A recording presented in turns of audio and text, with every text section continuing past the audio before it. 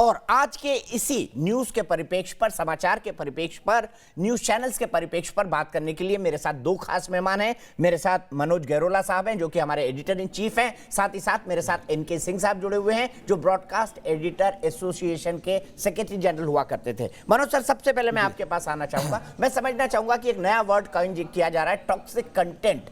कोई भी खबर या तो किसी के फेवर में होती है या किसी के खिलाफ होती है। आप किसी भी खबर को उठा लो, या तो एक्स पार्टी के समर्थन में होगी या एक्स पार्टी के खिलाफ। तो कौन इसे टॉक्सिक माने और कौन न इसे माने, इसका बैरोमीटर कौन तय करेगा?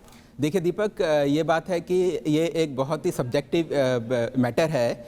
एक चीज़ जो किसी के लिए टॉक्सिक होगी वो दूसरी आइडियोलॉजी के लिए वो चीज़ टॉक्सिक नहीं होगी। लेकिन मैं ये बात आपको पहले बताना चाहूँगा कि ये मेरे को बहुत खुशी है, ये बड़ी खुशी की बात है कि आज टॉक्सिक कंटेंट पे हमारे देश में बहस हो रही है। ये जो टॉक्सिक कंटेंट पे अमेरिका और यूरोप में ये बहस हो चुकी हैं, और फेसबुक जैसे जो बड़े प्लेटफॉर्म हैं उन्होंने भी अपनी पॉलिसी इसके चलते चेंज करी है। हमारे देश में ये जो बहस अब शुरू हुई है, ये बहस भले ही कुछ कंपनी और एडवर्टाइज़र्स ने इसमें इनिशिएटिव लिया है, लेकिन ये एक आम जनता के लिए बहुत अच्छी बात है और हम इसका पूरा का पूरा सपोर्ट करते हैं। इस बहस के दो पहलू हैं, एक तो इसका कानूनी पहलू है और दूसरा इसका नैतिक पहलू है। तो मैं अपनी एडिटोरियल पॉलिसी पहले इस चीज़ पे अपने दर्शकों के सामने लेके आना चाहूँगा। जहाँ तक इसके कानूनी पहलू का सवाल है, तो ये जो कंटेंट है, टीवी में जो कंटेंट चलता है वो केबल टीवी नेटवर्क एक्ट है उससे गवर्न होता है, और साथ ही जो एनबीए है, एनबीए की गाइडलाइंस हैं। तो हमारा चैनल तो हमारा चैनल इन गाइडलाइंस को मानता है, और हमारा चैनल उन कम चैनल्स में से है जो हमारे अगेंस्ट आज तक कोई भी फाइनेंशियल पेनल्टी एनबीए ने इम्पोज नहीं करी है। दूसरा, जहाँ तक नैतिकता की बात है, तो हम ये पूरा का पूरा ध्यान रखते हैं कि जब हम खबर करें तो खबर हम इस तरीके से दिखाएं कि किसी व्यक्ति या किसी समुदाय की भावनाओं को ठेस ना पहुँचे। हमारी खबर ऐसी ना हो जो कि समाज को आपस में बांटे या किसी के मौलिक अधिकारों का हनन हो। तो ये मैं आपको, तो इसमें ये क्या है कि इसमें हमारे दर्शकों की जिम्मेवारी बहुत बढ़ जाती है, क्योंकि हमारी जो जवाबदेही है वो हमारी जवाबदेही और हमारी जिम्मेवारी हमारे दर्शकों के प्रति है। मैं आपको एक छोटा सा एग्जांपल अभी आपको बताऊंगा कि हमारे लिए ये बहुत ज़रूरी है कि हम पूरी खबर को बैलेंस करें।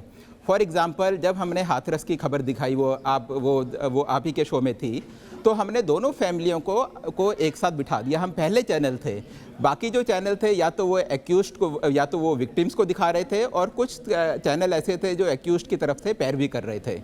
हमने दोनों को आमने सामने बिठाया और दर्शकों के ऊपर छोड़ दिया कि दर्शक ही अब तय करें कि ये जो खबर है वो क्या है। इससे पहले जब हमने तबलीगी जमात की खबर दिखाई जबकि कोरोना शुरू हो रहा था, तो हमने ये बिल्कुल साफ कर दिया कि तबलीगी जमात और जो एक समुदाय है, मुस्लिम समुदाय, दोनों बिल्कुल अलग हैं। एक ऑर्गेनाइजेशन का मतलब ये नहीं है कि आप पूरी की पूरी कम्युनिटी को ही बदनाम करें। और वो भी जो भी हमने इन्फॉर्मेशन ली थी, वो भारत सरकार ने जो इन्फॉर्मेशन दी थी उसी के बेसिस पे हमारी स्टोरी थी, और हमने सारे पहलू इसके दिखाने की कोशिश करी। जिस समय कोरोना शुरू हुआ उस समय हम पहले चैनल थे जबकि कोरोना इंडिया में हुआ भी नहीं था, तो हमने कोरोना को दिखाया ताकि हमारे दर्शक एजुकेट हों, हमारे दर्शक जागरूक हों। और इसी तरीके से आप देखेंगे कि जब ये माइग्रेंट लेबर का जब इशू उठा तो सबसे पहले ये चीज़ हमने दिखाई। और अब देखो दीपक, अब हम वापस आते हैं उस इशू पे जो आपने शुरू किया, जो आपने क्वेश्चन पूछा कि इसको कौन डिफ़ाइन करेगा। ये बात बिल्कुल ठीक है कि ये बिल्कुल ही सब्जेक्टिव मैटर है। मैं एक छोटा सा उदाहरण आपको देता हूँ। जिस समय CAA का बिल पार्लियामेंट में आया, तो वो पार्लियामेंट में वो बड़े बहुमत के साथ वो हो गया, अप्रूव हो गया, पास हो गया। उसके बाद कुछ लोगों ने एंटी CAA प्रोटेस्ट करना शुरू कर दिया और शाहीन बाग में सड़क रोक ली। लाखों लोगों को उससे नुकसान हुआ, प्लस देश के बाकी उसमें भी फैला, और बाद में ये बात भी सामने आई कि इसमें फॉरेन फंडिंग भी थी। तो अब इसमें दो इशू सामने आ जाते हैं। एक वो आइडियोलॉजी जो एंटी CAA को सपोर्ट कर रही थी, वो अगर हम कोई भी स्टोरी इस तरीके की दिखाएं जो कि एक आम जनता को जो नुकसान पहुंचा उसको दिखाए, या फिर CAA का सिग्निफिकेंस हमारे लिए क्या है वो दिखाए, तो उस आइडियोलॉजी के लोगों के लिए ये स्टोरी एक टॉक्सिक कंटेंट होगा। उसी तरीके से अगर हम जो भी स्टोरी फोकस करते हुए दिखाएं कि जो ये एंटी सीए के लोग हैं, इनके क्या व्यूज़ हैं। तो वो जो दूसरी आइडियोलॉजी के लोग हैं, उनके लिए वो एक टॉक्सिक कंटेंट होगा। तो ये एक जो है, ये एक बहुत ही सब्जेक्टिव इशू है।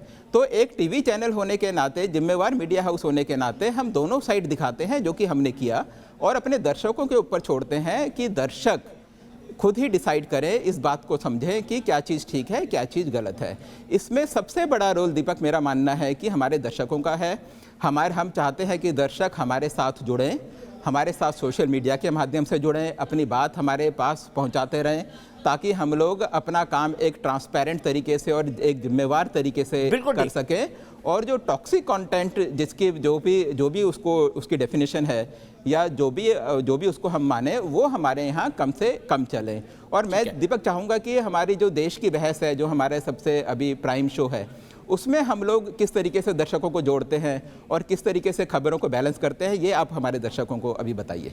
अब सर, जब हमने इसका कॉन्सेप्ट तैयार किया था आपके नेतृत्व में, तो हमने कहा था कि ये देश का इकलौता ऐसा शो होगा जिसमें किसी भी तरह का दर्शक जो हमसे कांटेक्ट करे, हमारे नंबर्स के थ्रू, हमारे सोशल मीडिया प्लेटफॉर्म के थ्रू, हमको उनको शामिल करेंगे और उनकी राय मेन स्ट्रीम पैनलिस्ट के साथ डिस्कस करेंगे। 3 से 5 दर्शक रोज हमारे साथ जुड़ते हैं इस पूरे शो के दौरान। अलग अलग तरह की राय वाले होते हैं, अलग अलग बातें कहते हैं, लेकिन हम हर किसी की राय का सम्मान करते हैं।